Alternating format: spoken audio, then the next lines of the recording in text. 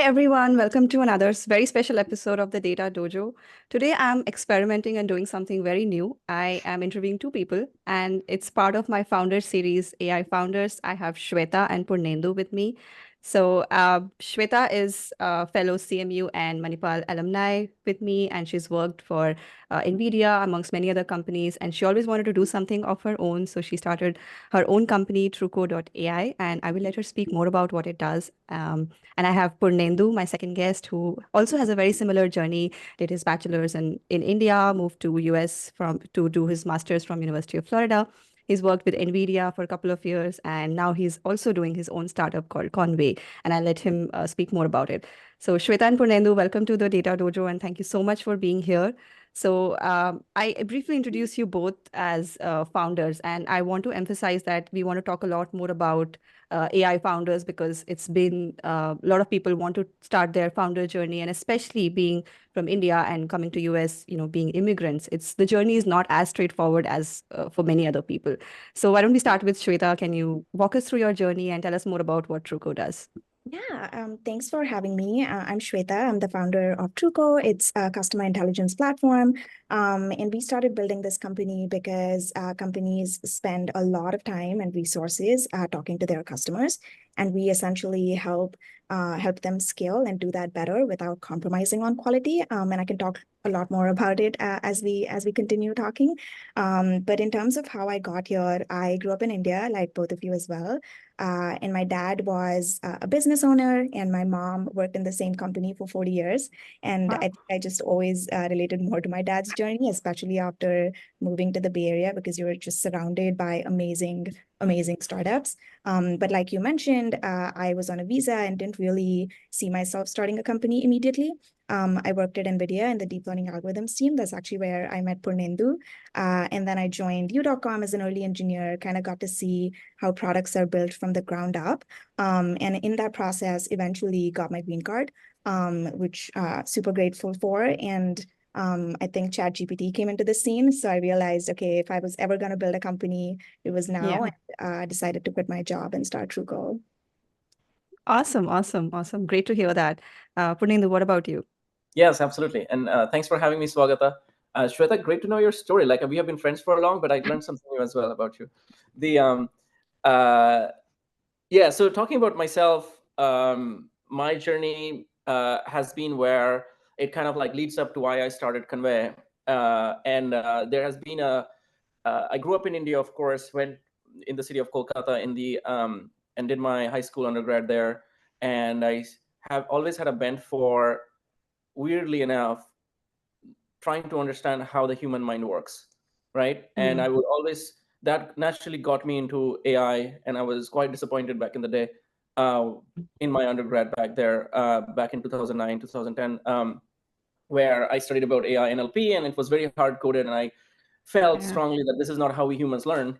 And so like when deep learning came about, 2015 is when I was working in India in a research lab, and then that got me drawn me into like, yes, this is what I have been thinking about. This is how I want to learn more, go into more. At the same time, I have been, my kind of entrepreneurial-ish journey started back there as well, where I did a few projects which were my heart and soul, and I learned with various scars and failures. I learned about the business side of things, that it's not just enough to build a product, and you have to think of distribution and business. So I have been building this up, where I had a strong bent towards AI and how the human mind works. So like that, the whole deep learning thing got me to move to US, where I went for my grad school, studied all about deep learning courses, and took a thesis track on question answering systems. Started at NVIDIA after graduating. I actually spent about 4 years there, primarily on the engineering and applied research side, which is where I had met Sweta. We had our teams were like sister teams, where they worked on similar things. And and basically after that, I took the jump before ChatGPT, right? Like where I realized the challenge, the challenge I faced it myself when trying to create this 3D avatar character that has its own mind, that has its own character, own knowledge, and you can talk to it naturally. And I realized that it was quite a challenge to make that happen. And if we make that really easy for so many developers or creators, there'd be a huge set of use cases that people would love to use, right? So basically, I saw that challenge myself while at NVIDIA, and that connected deeply with what I wanted to do, like crafting the human mind and whatnot. Used to be a competitive gamer before, so I realized this 3D avatars are very much into the gaming side and like 3D character side. So all of those pieces came together. I started Convai, and it's been a thrilling journey so far over the last 2 years. As like it's a correctly said, roller coaster, ups and downs, and a lot of hard work, but very meaningful work, and grateful to be able to do this. Yeah. It's interesting to know that like you both, I mean, at any stage in this today's world, everybody is working on building something in AI, but you both are trying to solve like very different problems in AI. So I'm curious to know a little bit more. Let's dive deeper into, I know Shweta, you mentioned like you realize that companies are spending a lot of time in customer support, and which is when you realize that there is a gap and I can build something. But tell us more about like, how did you start building it and what are the challenges you faced while building this process? Yeah. So when I quit my job, I didn't actually quit with an idea. I spent a few months kind of tinkering around, playing with things that I thought were cool. And I essentially was super interested in playing with voice bots because I realized that even from when I was building speech models at NVIDIA 3 years back, they've just gotten so much better. And I could see like a clear, almost like a straight line to where things will be in the future. So I kind of started tinkering around with voice bots that'll answer phone calls and things like that. And essentially tried selling that to customers and realized that people are not quite there yet because they were scared of like hallucinations or the latency was a little bit too high. And in that process, I was building evaluation bots for myself to essentially be like, okay, if you care about these 10 things, here's how my bot is doing on those 10 things. And realize that 10% of support and sales teams are actually quality assurance agents who are listening to every call and kind of grading them. And I was like, oh wow, that seems like very doable right now. And there's so much data that's unstructured that's like not useful at the moment. It's like a treasure trove of data.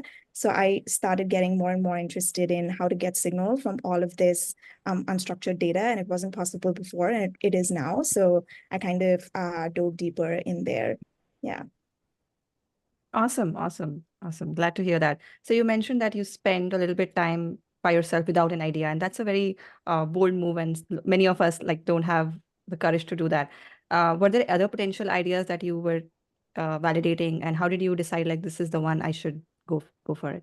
Yeah, actually, this is super interesting because when I first quit my job, I told my parents back in India that I quit my job to explore, and they were just like, "Are you losing your mind? Like, what is happening?" Yeah. And literally every single person I said in Bay Area, if I told them I quit my job, literally every single person said, "Congratulations." It's kind of like a huge mind shift to be in the area because kind of experimenting and building cool things is actually like very normal here. So I think that was super encouraging and gave me the space to figure stuff out. And I think in the beginning, I definitely spent a lot of time trying to come up with the perfect idea. I was like, okay, I'm gonna spend a lot of time figuring stuff out, and if everything makes sense, that's when I'm gonna build a company. But I realized pretty quickly that you're not gonna know unless you try. And I mean, my idea changed like 300 times since I started, I guess.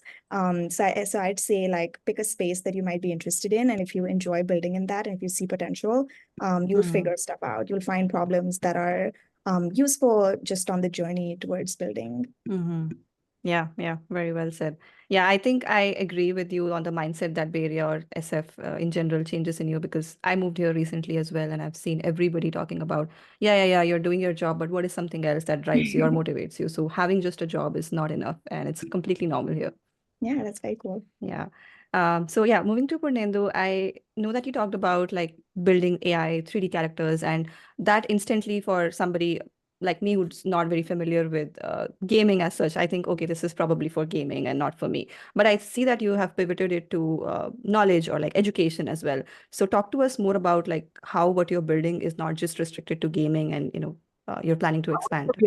I wouldn't say we have pivoted, right? Like what we are building is it's basically the deep integration with 3D worlds, enabling 3D characters with a mind of their own, right? So and they can do various things, including role playing inside games or role playing for a learning and training scenario, right? Or role-playing as brand avatar agents, which knows everything about that particular brand, their products, and all of the details with all of their knowledge, right? So effectively think of this as if you're thinking of non-gaming use cases, think of this as like a virtual human or a digital human that can basically do what a person can do within a screen. They don't exist, and they look and feel like a human, just like you were seeing us in videos. They talk naturally, they respond intelligently, they have the facial expression, they have the hand gestures. Okay. It's like you're seeing me, but there's a 3D avatar character that can do all of these things, whether it's about learning like an AI tutor, or it's a brand agent avatar that knows all about the company, their products, and things like that, and give you recommendations, or it's a non-player character inside of a game who's your companion that can go and fight with you and things like that. Got it. Got it. So So how, create this for developers and creators who can take it for these different applications, and we have specific support in each of these areas. Yeah. got it. Got it. So let's say somebody comes and tries to use your website. How much of an effort is it to actually get, let's say, a character for my game or application? Is it like I just natural language, I enter what I want, or like walk us through the flow of how to use it? Yeah, absolutely. So it's very simple, where you just give it a backstory, upload knowledge, choose a voice, and it's pretty much ready to go in 2 to 5 minutes, at least the first version of it, where you can interact with this character and whatnot. You may want to customize how your avatar looks, right? So we don't create the avatar visuals, right? But we support various different avatar types: metahumans, Relusion, Ready Player Me, Daz 3D. There are many, right? Avatar, and etc. So the people can choose their own avatar type, or a custom avatar if you're making like a custom game or something. So we connect with all of these avatar types and effectively bring them to life. So when you are connecting with the avatar part with your custom avatar, let's say, there is some work that you have to do, but it's usually somewhere between half an hour to 1 hour, because we have done all the integration, like a quick integration with your avatar. So there is that, which you usually do in the game engines like Unreal Engine, Unity, 3JS, etc. So once you've done that, your character is alive.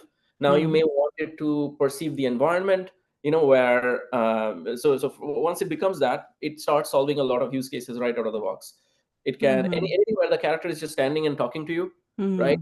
It can do all of those because you have uploaded all the knowledge, you have given it all the instructions, so you can do all of those things. If you want a more 3D immersive experience, right, where the character walks with you inside the, let's say, the game or the VR world or something, right? So, or it is like a tour guide. Let's say you are inside a virtual museum. You got a guide. They are taking you from one spot to another as you walk through it and telling you about whatever the statues, paintings, whatever, right? So basically, they can do all of that, right? So yeah, so those are use cases, or it could be a game that you're building.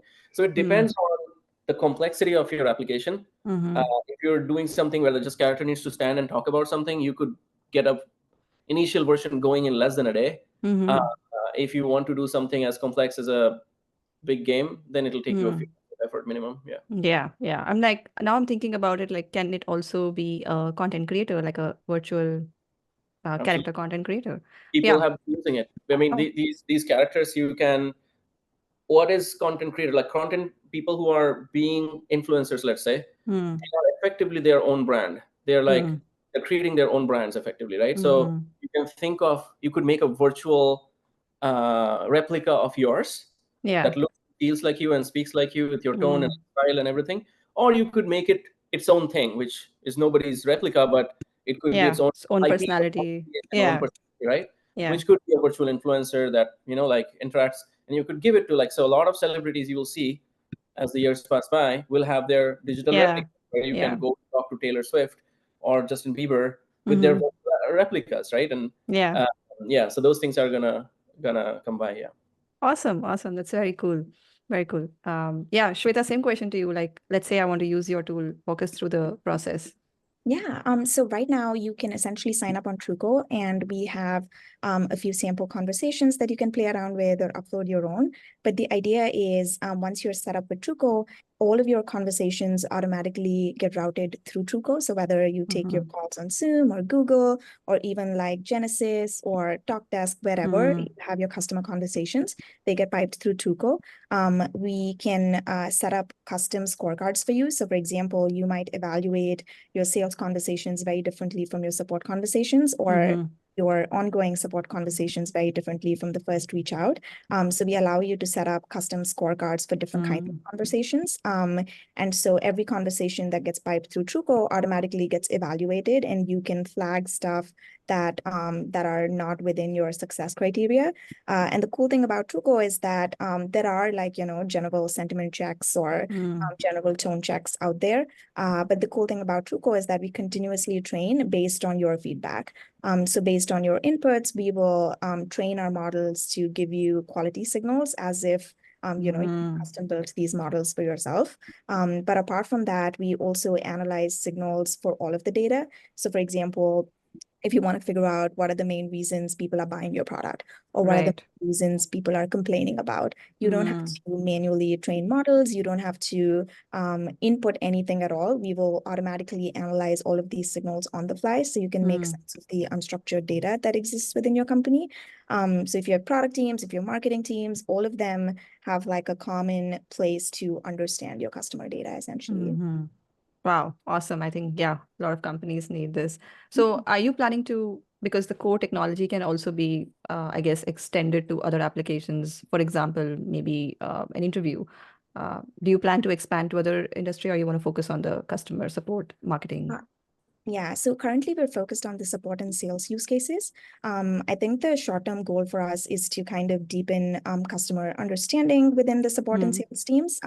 So we want to automate the process of getting signal from unstructured data, but long-term definitely want to expand the utility of the understanding to actually take actions. So for example, you have all of this data on what good looks like and what bad looks like. So you can coach your agents to do better. You can automate certain kinds of conversations. You can, based on the signals that you're getting, automate certain workflows. So that's definitely in the pipeline for us long term. Awesome. Awesome. Thank you so much, both of you, for sharing. Yeah, Purnendu. For Sweta, actually. What is primarily, if you were to delineate some differences or uniqueness between sales and customer support, how would you do so? And like, do you think, firstly that, and second, as a follow-up to that, do you see it's okay to focus both at the same time versus choose one and go heavy on it? Yeah, that's a really good question. So we actually started building for support because we realized that a quality assurance is like a known, is already existing within support teams, but our customers essentially started using this within their sales teams as well. And we realized that within sales teams, they don't call it quality assurance, but that's exactly what they're doing. So they want to look at, like Gong, for example, they use Gong to record their calls, and like a sales manager will essentially listen to the full call and give people feedback. Or for example, if you've launched a new product, you want to see that all your sales reps are following this new sales process. So I think the processes between sales and support are like, you don't want to measure the same things, but the process is very similar. So that's kind of the reason. It seems like every time we go at it, like every time we get a customer, they start using us for their support teams, but they quickly realize that, oh, this is great, and we should use it like across that team and this team, and they end up like using it across the board. So if I were to generalize it, it's basically an interaction evaluator. Right. So it's like customer intelligence that gives you quality scores for how your team is doing, but also understands what your customers want or complain about or are talking about. I see. So you set the customer, their requirements and whatnot, and what should be whether it's a sales agent or a customer support agent, their targets are, and then you see from that lens, from that prompt, how did the conversation go? Exactly. Okay. Yeah. I'm actually using it for all of my sales conversations now. Because try to, and if that is, by the way, not just for this thing, but for our characters, how did a character to, that's something to be explored. Okay. Interesting. Yeah. Awesome. It can have like a wide range of applications. That's why I was asking about interviews as well. And is it one-on-one only, or is it like group conversations? Yeah, we support like chat, email, phone calls, videos, all of them. Yeah, but like, does it have to be like one person and another person on each side, or each side can have multiple person? Yeah, we can have a group setting as well. Yeah. Okay, cool. Awesome. Very cool. So moving on to you both briefly talked about your journeys and how it has been difficult being immigrant. Shweta, you mentioned you were able to pursue and get your green card. To talk to us more about how the process looked like for both of you in terms of visa standpoint, like because as immigrants, we have all this additional tension, like can we quit our job, or if we quit our job, what's the H1 transfer, O1, and all these options available. So Yeah. talk to us about your journey. Yeah, so actually I never got picked for my H1B. So in my while I was on OPT, I never got picked for my H1B. So I had to explore getting an O1. And like my team was pretty supportive through that. And so I got the O1, I think literally like a week before I had to leave the country, which was super Wow. stressful. But now that I had an O1, I basically reused that application for my EB1 and ended up getting super lucky. I think when I got my EB1, it was also current. So I was able to finish that process in like a year or something, which was super helpful. But in that process, when I was considering starting a company, Purnendu was actually one of my first friends who started a company on an H1B. So I think that would be super helpful for people as well. Yeah. Yeah. Go ahead, Yeah, Purnendu. mine was kind of crazy. I did not know that how it was gonna work out. I just knew that I was so intrigued by the problem and what it potentially entails. I didn't much care which country I was in. I definitely wanted to be in the US, but solving the problem came first before figuring out the visa thing. So my plan when I quit NVIDIA, I knew I had 60 days and then I'll be going back to India. That was the plan. Yeah. Right? So basically, I think it was about 20 days remaining. Like I realized, okay, well, I had spoken with an agent before who said I should explore O1. So I said, let me check on that if like O1 can work with my own startup or something. So that's what I reached out for to a legal agency. It was Legal Pad actually back then, and I recommend them. They're a good agency. So basically that conversation, they said, yes, your profile qualifies for a O1. However, it's going to take you at least 3 months, to get all of these approved by, you will be in India back then. So it's like, okay, well, fine.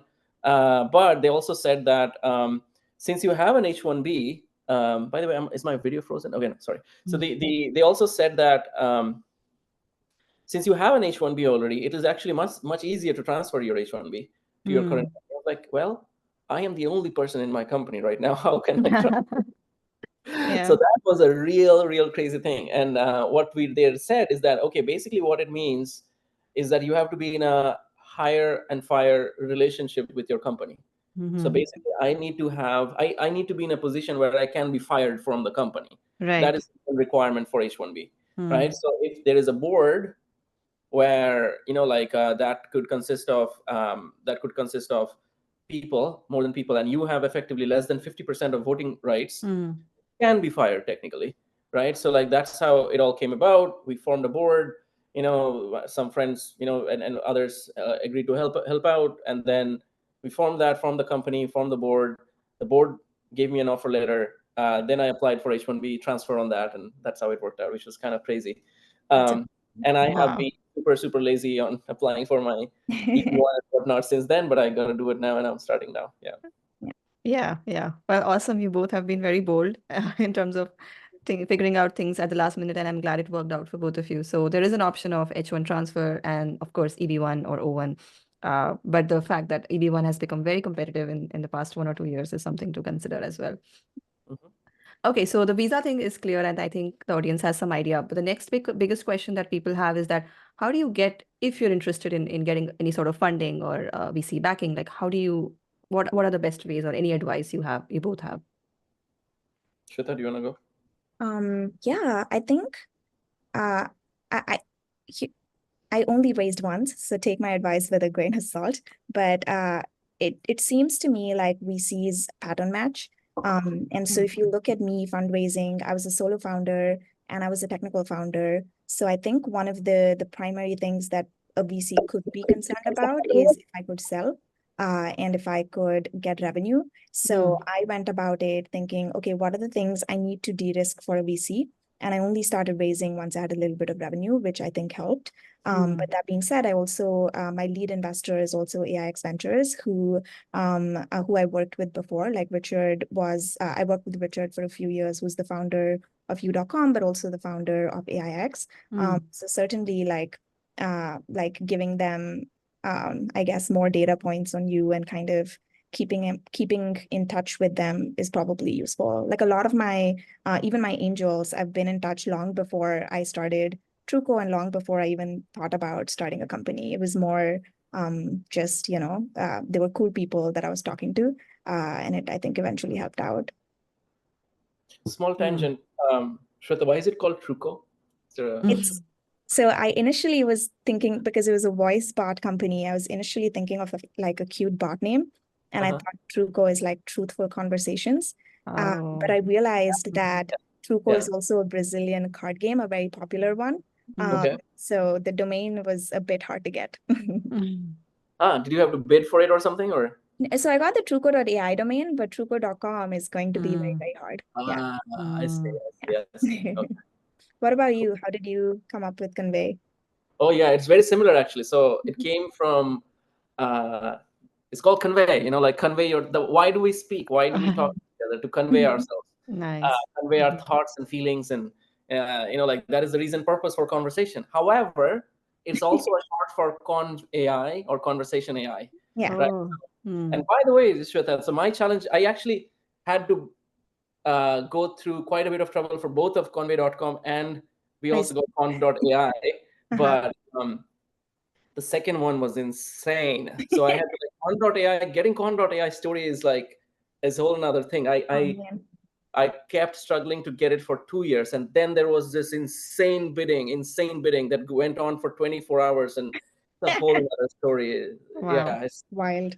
It's wild. Getting the Conv.ai domain was insane, and there were some news and whatnot as well. Like, it was at that time, I think, the fourth highest expensive domain that we had bought, or something like that. I did Oh my God. I mean, it's a pretty good domain for what it's worth. Yeah. So anyway, that was a good, interesting story. So that's the name of it, behind it. But we actually still go with Convai.com because we want people to call it Convai, not Convai. Yeah. Makes sense.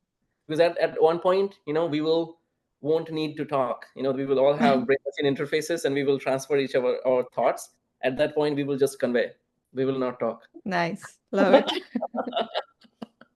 Like the aliens in Three-Body Problem. Exactly. Yeah. So anyway, well, sorry, I derailed the conversation a little bit, Swagata. Please continue. No worries. It's a good question. Interesting that how you got your name. So Shweta just mentioned how she raised funds. Do you want to add to that?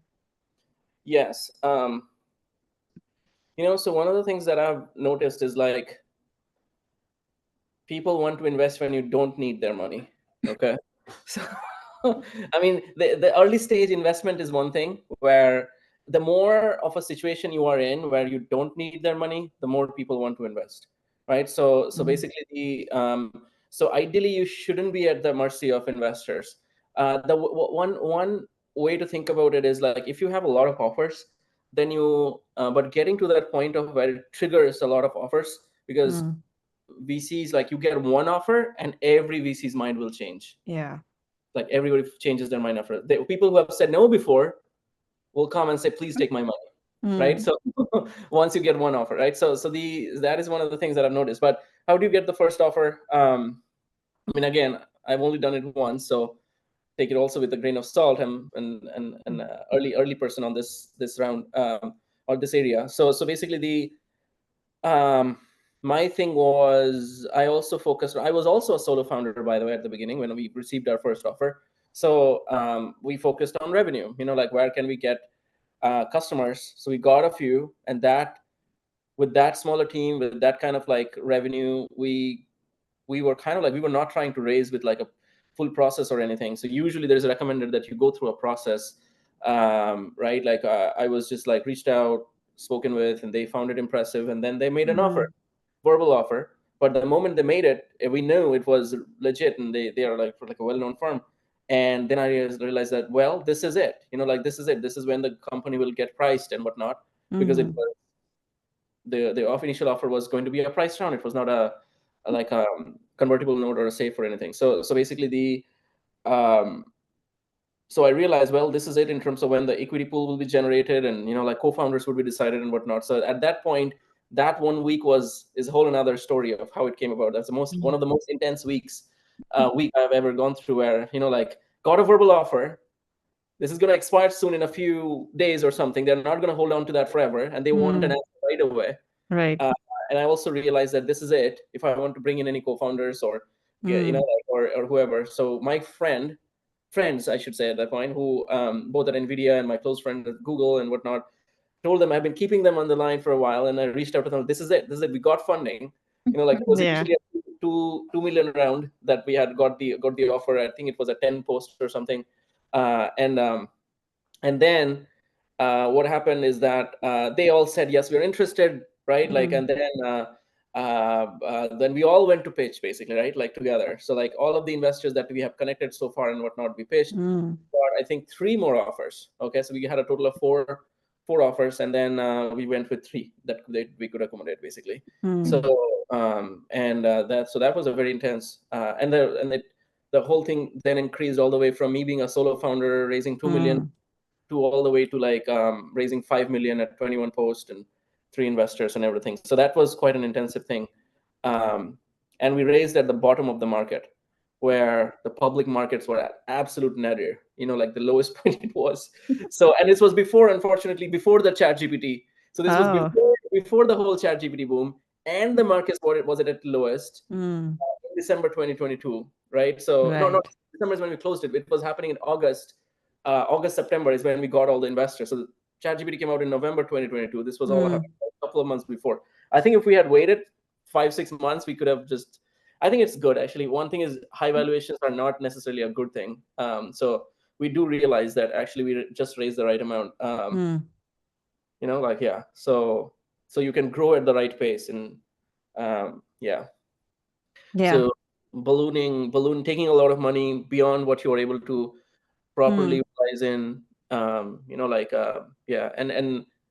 the kind of era we are in right now, the blitz.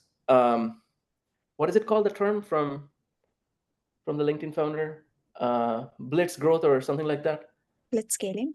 Blitzscaling, yes. The era of blitzscaling is not now. I mean, maybe there is some level of blitzscaling, maybe in the foundational models space, but basically, it's primarily more of a efficiency era, right? Where profitability is rewarded and such, right? So basically, so it matters. If we were in that blitzscaling era pre-2021, then I take as much money, grow as fast as at whatever cost it is. In this era, in this year 2024, profitability, efficiency is rewarded. Yes, at all cost scenario, because VCs will ask, what is your burn multiple, what is your margin, right? These things matter. So I think we did hit the right spot. We are planning to go for our next round later this year. Wow, awesome. Congratulations to both of you. I also want to ask something, like, you both have, of course, worked really hard to bootstrap and then be a solo founder and pitching to people. But does having really good credentials, like you both have really good credentials in terms of where you went for your masters and bachelors and worked for really big companies, and that's some sort of pattern I've observed. People often say that, if you have really good credentials, VCs automatically come to you. Is that true? That is very true, I think. I mean, Jensen said one thing: your reputation precedes you, right? So you got to show something that you have done, right? Like that, that shows where you might go, right? So it improves the likelihood. Doesn't mean that, let's say somebody is 50, haven't done anything insane. It doesn't mean that they cannot. Just the probability is different, right? The probability of they might or might not is different. So anything is possible within a certain probability degree, right? So the probability that if you have done something exceptional in your past, increases the likelihood you will do that in the future. Is I think what VCs think from. And also it's more from a hiring angle too. Like, if I'm going to hire someone, what am I going to look at? Right? I'm going to look at someone, what does their past say? Right. Right. I think it makes sense. Like, for example, when I first quit my job at U.com, even before I started building anything, I got a few VC introductions, right? So it definitely helps, I think. But I think I'll just go back to the point I made before of like VCs are just pattern matching. So if you think that you don't have a pattern they're looking for, I would just say like de-risk it in some other way. So if they're looking for co-founders and if you're a solo founder, you might have to de-risk a little bit more to get funding. Yeah. If you're not from an Ivy League or like if you're not Mm. from a really good college or whatever, you might have to de-risk it a little bit more before you get money. So it maybe it's a little bit easier if you have all the, right things to say and right Right. things on your resume. But yeah, I wouldn't can worry much about it. and I can tell one thing really clearly is that there's actually a really good book I would recommend on this, which is Super Founders.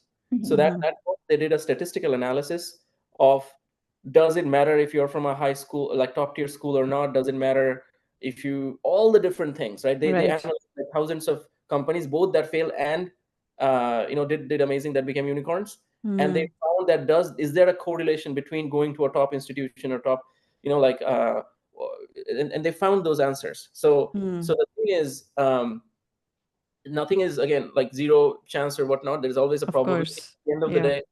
But one thing I have realized is that startup is a whole different ballgame. Just because if you have done like amazing at life doesn't mean you will do good in startup. Yeah. And somebody who may have done poorly in school or poorly at work Might maybe be kill good. in startup. Yeah. So basically the so like that's like a whole different whole different job description, where if you are like a really good at exams and you've been killing it 4.0 GPA, Yeah. doesn't mean you will do great at startup, right? So Yeah. there is something to be looked into there. Yeah, absolutely. Another statistic I want to ask Shweta for you that I heard about is that less than 2% of funding goes to female founders. And as astonishing that statistic is, like I've seen a lot of founders, especially solo founders like you, breaking the norms and getting into getting funding and building their startups. So while you were building like 1-2 years ago, did you feel that there is a discrepancy in this, and did you have to struggle more than your male counterparts? I wouldn't know, to be honest. Like I guess somebody who has the stats might know better about it, but I would definitely recommend hanging out with more female founders or just founders in general. Right. I was a part of Pair FFC, Female Founder Circle. Definitely recommend, because yeah, it's just, a lot of my friends now are founders, and maybe half of them are female founders. So it might be harder to find female founders, but if you find them, then at least your surroundings are pretty gender equal. Right. Right. Yeah. Oh, awesome. Awesome. That was astonishing figure for me, though, to be honest with you, Yeah. Swagat, like less than 2%, because that is not my experience, at least in Bay Area. Maybe still higher than 50%, like even if we see a YC batch or whatnot, but it's not that bad. Like now it's changing, in the sense, like I would say, of my who have started companies, I think I have more female friends who have started companies. Wow. Oh, That's wow. incredible. That's nice. Yeah. Right? I Or think Good to know. planning to, so like, or Okay. at least it's very even. I don't see a extreme skew. Like you go to an engineering org, you will see way more male engineers, but Right. changing in the founder space. Of course, it's still not as good as you would want, like, or as even as you would want, but I think it's changing, and there's definitely more support, and should be more support, definitely, to encourage that. Absolutely. Yeah, Absolutely. I think I was definitely mostly only part of engineering teams where you're one of two or one of three women. Yeah. But I think it's different when you're a founder, because you can kind of curate your own network. So yeah, I think you see less of it because you're surrounding yourself with Absolutely. people that you relate to. Yeah. Yeah. Yeah. Yeah. I was surprised myself because I go to these events and I see like many females. There's no clear distinction, but when I heard the statistic, I was also surprised. So yeah, maybe Yeah. they, Maybe check out the YC numbers. Those are better indications. Yeah. yeah. All right. One last question before we dive into the last segment is that maybe Purnendu, you have grown a lot, like starting from a solo founder, then you had a co-founder, and then I think you have a team of 30 people now or more. So 40, yeah. 40. So how did you talk to us more about like how did you expand and scale up your organization? Yeah. So the way we have it for 40 is like a lot of our team is global. I would say 50% or about 45% is in US. primarily the Bay Area, so like about 18 or so in US, and then in the rest of it is globally, where Bangalore, India is a big part of it, and then we have like another 3-4 countries that we have a few like people that work remotely. So that's how the team composition is, and then how did we grow? So I mean, initially it was just me and then a few people from my undergrad that I had hired out of India. Uh, and then we built this product together. It was like 4 or 5 people, 6 people. When we got funding or the first term sheet, I think we were probably still like 5, 6 people. And then during that time, as I brought in my co-founder and whatnot, we grew to about 8 to 10 people. And then the funding closed in December 2022, so which is like about 1.5 years ago. And yeah, and since then we have added more people, both from like from various places. So basically, we had multiple hiring strategies. One is like we went to the universities, all the way from interns to early grads. We recruited a few, and we had, of course, through our network, like our friends in the Bay Area, we recruited most of them, who we knew was exceptional.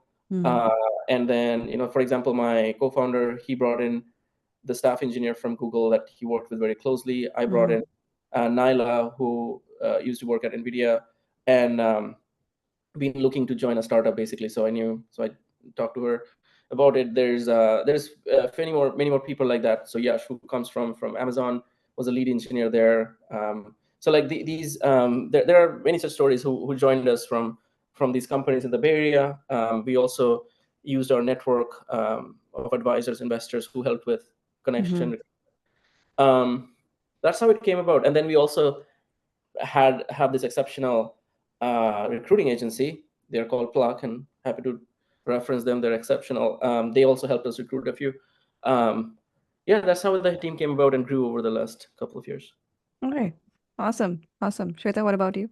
Yeah, I mean, I'd love to get advice from Purnendu because hiring amazing people early on is so tricky, especially because, they're quitting their well-paying jobs. They're expected to do twice the work for half the pay, and with the hope that equity becomes amazing at some point. So I guess obviously like my first few hiring cycles have been pretty bad. And I think, yeah, I kind of tried to think more about what made me quit my job at NVIDIA and join Truco.com. And I think, at least for me, a lot of it was, oh, the team seems cool, and it seems like I'll have a lot of fun, and they want to build a better Google. So it seems very hard, but it seems like a fun experience. And I think I'm kind of looking for people like that right now who are, in a phase of life where they're just looking for cool things to build and want to learn a lot. And yeah, I think we're still a very small team. We're a team of 3 engineers looking to hire a lot more, but yeah, it's definitely challenging to hire for a startup, especially at like such an early stage.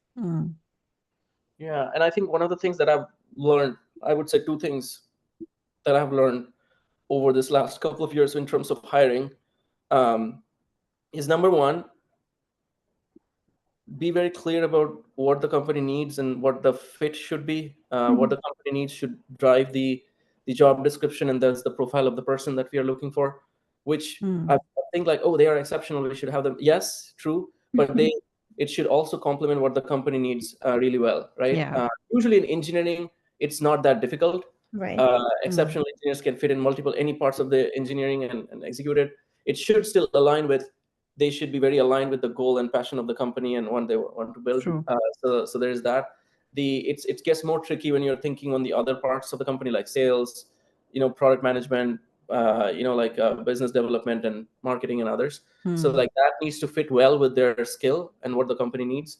And the second thing is, in my opinion, have a large pool, right? Like I've always gone through, yes, there is one reference from somebody, and let's go with them, right?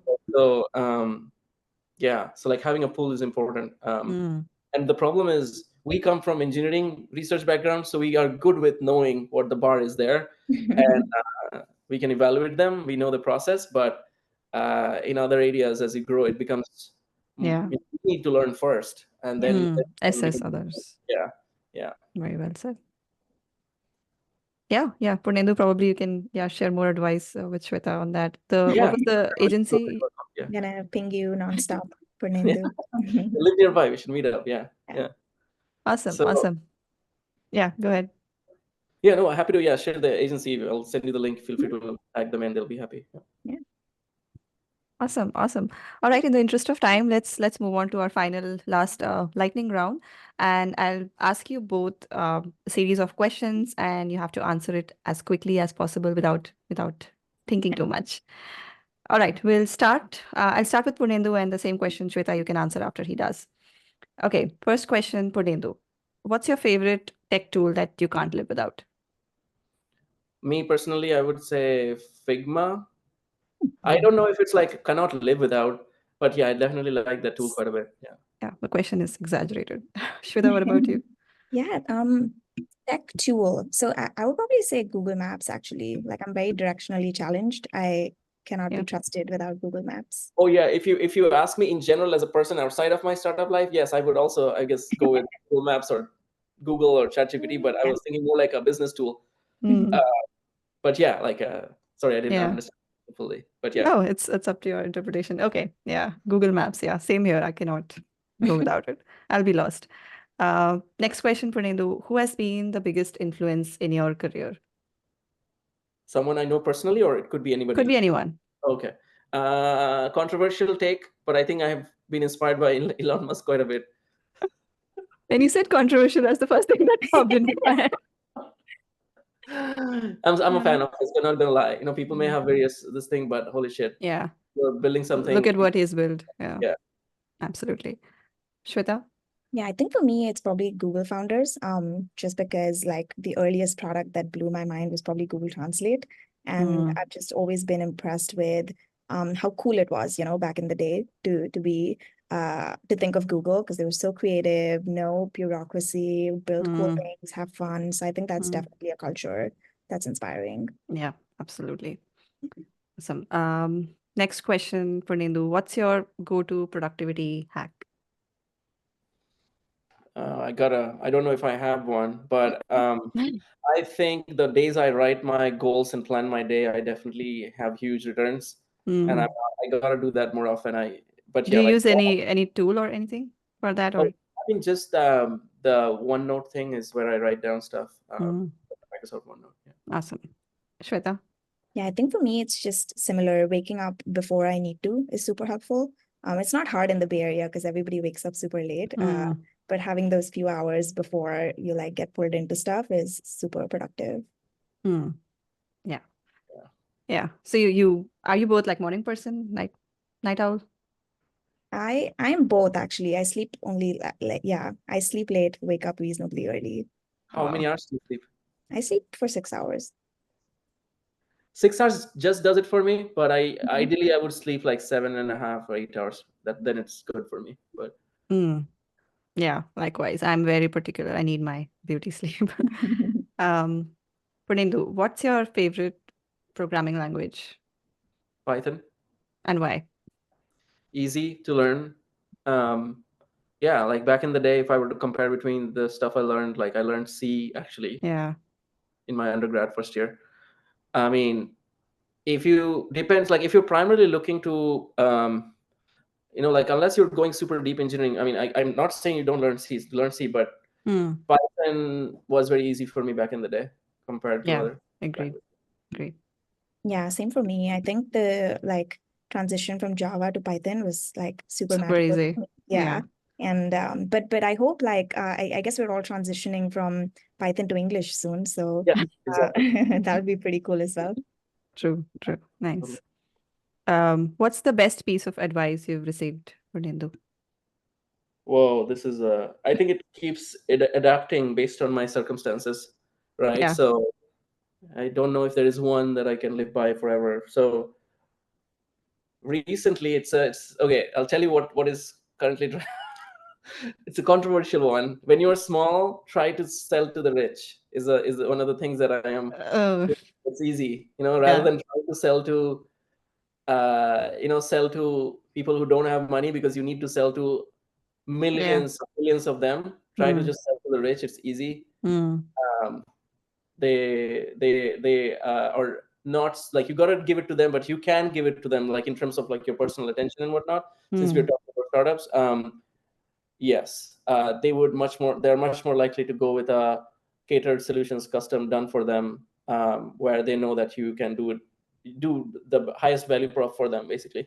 Yeah. So And you're small, sell to the rich. think of Elon Musk. He started for Tesla. He sold to the rich at the beginning. Sports stuff, 100K plus. Yeah. Start with Model 3, right? So everywhere else too, it starts with the more expensive thing first. Less discriminating customers, and once you figure things out, I'm not saying this is the advice, but this is one advice that's kind of hot in my mind over the last 1 week. Yeah. I think for me, I think the most basic good advice is just to be yourself. Like my brother will you'll usually see these WhatsApp forwards of like XYZ person is successful because they sleep 5 hours, or XYZ person is successful because they like wake up at 3 a.m. or something. And my brother without fail will say, you don't know if they're successful because of it or despite it. And I think that's generally good advice, to like look within yourself to see what works, what doesn't bring you joy, and kind of learn to be yourself. Yeah, it's a great advice. Next question, Purnendu. How do you unwind after a long day of work? I watch stuff, mostly on YouTube. Okay. Any particular genre or any particular show you like? So I have a few set of genres of areas. So like, I have a little bit of interest in politics, in finance, a little bit in history, historical scenarios. So like I go through all of those. Of course, AI tech news is big. Catch up on those. I do feel like at the end of the day, I need my YouTube before I go to sleep. Yeah. Same. I mean, I'm either watching TV or reading a book, so I'm also just consuming stories in some format. Yeah. Awesome. Purnendu, what's the most used app on your phone? Maybe YouTube? Yeah, I think so, or Google Chrome. Probably the browser. Yeah, I think so. Yeah, probably similar. It's either YouTube or crossword or WhatsApp or something. Maps. Yeah, maybe maps. When I'm outside, definitely. Yeah. Awesome. Now, next question is tricky. Purnendu, besides your own, what's your favorite startup in the AI space? Does OpenAI count? I mean, I don't know if that's favorite or not, but it's not a startup anymore. It's not a startup anymore. Right. True. Well, startup. Can it be mine? Besides your own. Oh, besides yours. Think, does Hugging Face count? I think Hugging Face is pretty cool. Yeah. Yeah, I think I'm generally excited about companies in the voice AI space. So I'm super excited about Sunu. I recently tried making a song and it was just so cool. Yeah. Okay. Awesome. Yeah. I was thinking if any of you says each other's, but no, I thought we weren't supposed to say. I said besides your own. Oh, okay. Well then, Convai, of course. Yeah. Definitely. Come on. No, I think we are very early stage to become someone's favorite. Of course, yeah. I Just kidding. absolutely, of course, love what Sweta is doing, and I would 100% root for that and help in whichever way I can. And so I believe so will she. We got to prove ourselves a lot more and actually become favorites. I think Perplexity, by the way, talking of which, is also pretty cool of how they have grown so. Yeah, Perplexity is a good one. All right, last question, Purnendu. If you could collaborate with any company or individual, who would that be and why?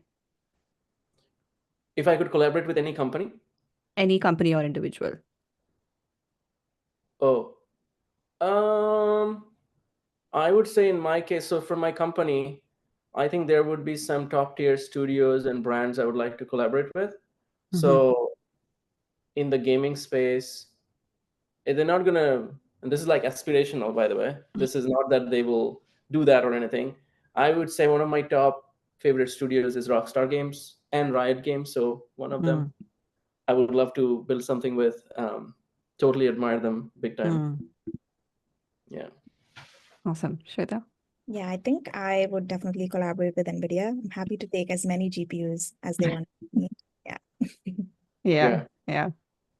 Thankfully, we do All right. collaborate with NVIDIA, and I believe Sweta, NVIDIA would love to as well. Yeah.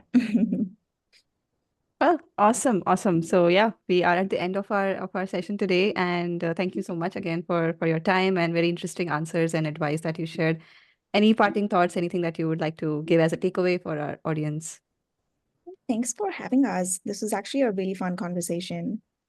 Yeah, and if someone is looking to start a startup, the best piece of advice I can give is get started. Like that's like I was given that actually before I started, and I see the value of it. Absolutely. No matter how much you study, prep for it, you Just will start building. Start building is the fastest way to learn. Yeah. So get into it. The world will teach you. Yeah. Awesome. Awesome. Thank you. Thank you so much, guys.